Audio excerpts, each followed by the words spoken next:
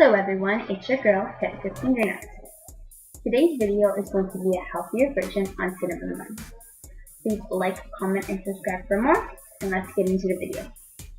So this recipe is in many different steps. So the first step you're going to take is take a medium stir pan and add a cup of milk. So if you want to make this recipe dairy free, then obviously go with cashew or almond milk. If you don't mind it to be non-dairy, then use any milk of your choice, 1 to 2%. Then you're going to take a tablespoon of olive oil and add it. If you don't want to use olive oil, you can also use coconut oil. It just depends on your preference. Next, as a sweetener, you're going to take Yacon syrup. So the reason I chose Yacon syrup is because it's a sweetener that does not raise your blood sugar. It's very low in glycemic and it's from a plant. If you would like to know more about it, you can check out my video on 10 superfoods of 2018, which I will link in the description box. Then you're going to add a pinch or roughly the amount of salt that works for you into the mixture and give it a stir. Now the point of putting this in a stir pan is to just get it to lukewarm. You do not want it to boil, especially milk, because you do not want it to burn. Once the stir pan mixture has become lukewarm, add it to a mixing bowl. And then you're going to take active yeast or active dry yeast. I've gotten the normal one, so not the fast active one, and I've added 2.5 teaspoons. So this is the first time I've actually experimented with yeast, and I just went with the normal, because they have one that activates really fast, the rapid one, but I just went with the normal type. So it takes about an hour to activate, so you basically leave it to the side. You'll see what I mean in a second. So give that a stir, and then you're going to add 2 cups of flour.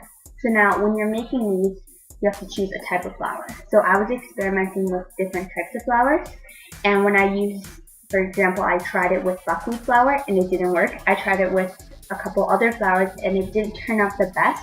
And I found out that the way the yeast works with just all-purpose flour or activates all-purpose flour works the best. So I think that using all-purpose flour is a better alternative. But at the same time, you can also try almond flour because I know that's also a good alternative. But either way, I went with all-purpose flour. Now you want to give that a mix, and as you add the flour slowly, you'll see that it's going to start to become like a dough-like consistency. And it's going to be very elastic, which means that it's a very good consistency. So once you've given it a stir and you've folded it a couple times, you're going to want to lay out flour and knead it a couple times. So basically, the more flour you add, the less sticky it's going to be, because when you first make it, it's very sticky. Once you've kneaded it, you're going to want to take the mixture bowl and you're going to want to leave it in there for about an hour, and you're going to want to put like a plastic wrap over it so it's able to expand inside and rise, because we've used the regular yeast, so it's not fast active, so you need to give it time to rise. So I left it for about an hour to rise. In the meantime, what I did was I was making my filling.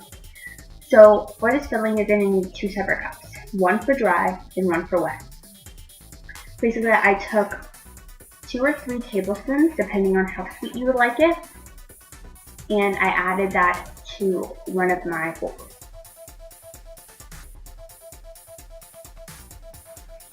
And then I took some cinnamon and I added that.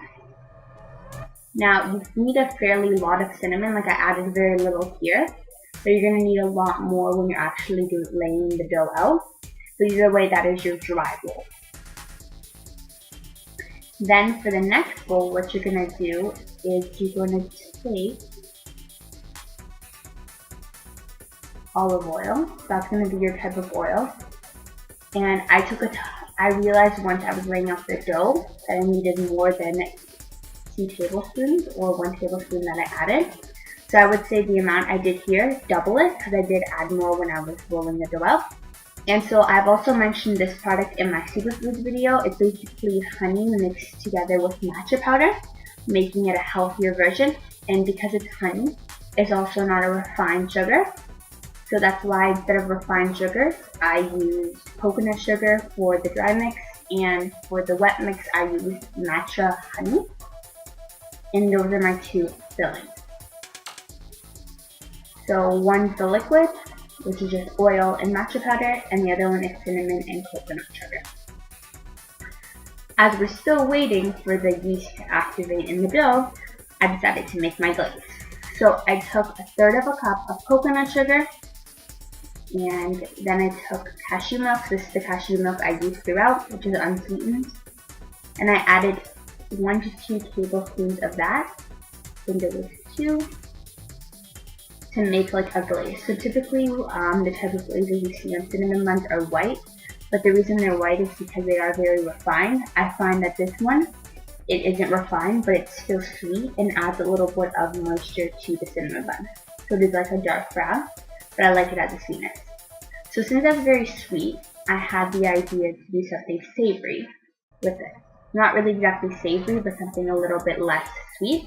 So what I did was I took all natural honey and I put that into the same type of bowl. And you'll notice that when you open up all natural honey, all the less dense particles will move to the top, or the more dense will move to the bottom. And so I just put that in the microwave for about 10 seconds to get it to a good consistency. And those are my 2 glazes. Next, you're going to unwrap the dough that you set for an hour, and you should see that it should still be a little bit sticky, but it has expanded in size. So take the dough and lay out some flour on a clean surface. I recommend that you have enough space to roll out a rectangular shape of the dough. And also make sure you put enough flour and lay enough flour out so it does not stick to the rolling pan or to your hand, because I found that was a little bit difficult myself. And definitely, like I saying again, make sure you have enough space. So once you've kneaded it enough, make sure you put flour on the rolling pin and start rolling it out. You're going to want to roll it out into a rectangular shape.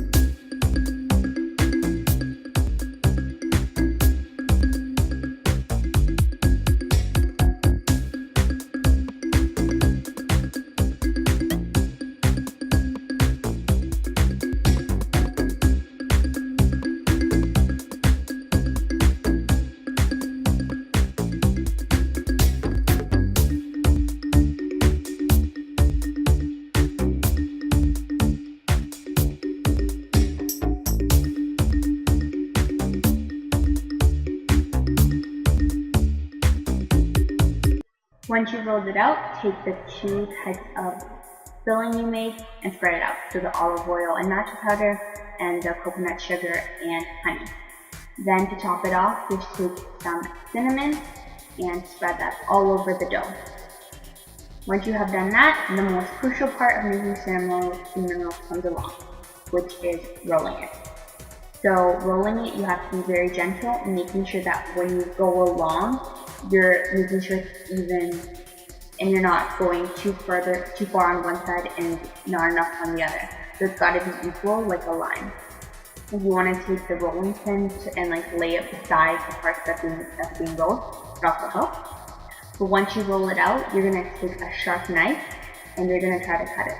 And make sure you get the whole entire dough so they don't break apart. Now, no matter what side you start with, the first 2 cinnamon rolls don't always look the most perfect.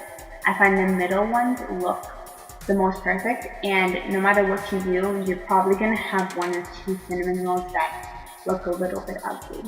But it's okay, they still taste good, they just look a little bit ugly. You can still bake those, or you can decide. I know my very end piece did not turn out well, it was just dough, so I didn't use that. But other than that, I used the majority of all the cinnamon rolls that I had cut. And just another tip is make sure they're about 1 inch to 1.5 inches in diameter, or not, and I guess you could say height if you were to put the cinnamon roll up. Now the diameter of these cinnamon rolls are fairly small, they're more like mini cinnamon rolls than they are the large ones. So that's just with the way I rolled it out. Next, you can either take a muffin tin or a circular tin, and you can lay them out. So if you do a muffin tin, they'll be perfect shapes, or you can have them together and in a circular tin, and they won't be perfect shapes, but I think it looks nice as well. So I just spent a couple minutes laying them out, and as I said, there are a couple nice ones, and then there are also a couple of ones that aren't as nice but still taste good.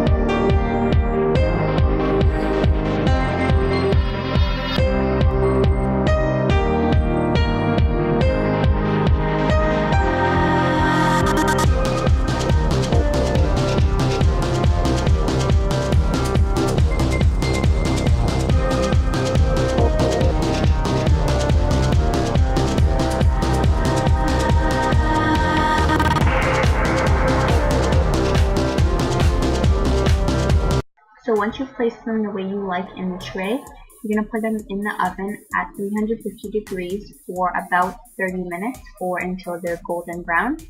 It's best to not overcook them because you still want them to be nice and soft. Anyways, a half an hour later when you take them out, they should look like this. Golden brown, nice and gooey when you open them up in the middle. And they honestly taste really, really good. Here's just an up close view of some of them. I like how they look when they're rolled out. And to end it off, you can take the glazes we made, so it's just the peanut butter that I've melted in the microwave a little bit, and the coconut sugar and cashew milk. You just put a little bit on top of both of them. I like how the savory of the peanut butter, or the less sweet of the peanut butter, and the sweet of the other glaze kind of combine. I find it really, really tastes good. So I hope you like it. Please like, comment, and subscribe to HippDipsP&GreenEyes for more. I hope you enjoyed this video. Thank you very, very much for watching.